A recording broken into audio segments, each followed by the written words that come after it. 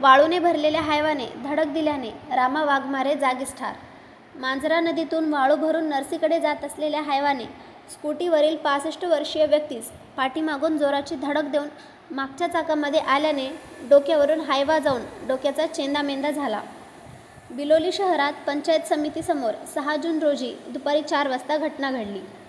बिलोली तालुक्यातील बेळकोणी बुर्द येथील किशन रामा वाघमारे वय 65 वर्षे, धंदा शेती यांनी आपल्या स्कूटी क्रमांक MH12 EP 2263 यावरून बस स्थानकाकडे जात असताना मांजरा नदीतून वाळूने भरलेल्या हायवा क्रमांक MH12 UM 0032च्या चालकाने निष्काळजीपणाने वाहन चालवून पाठीमागून जोराची धडक दिली.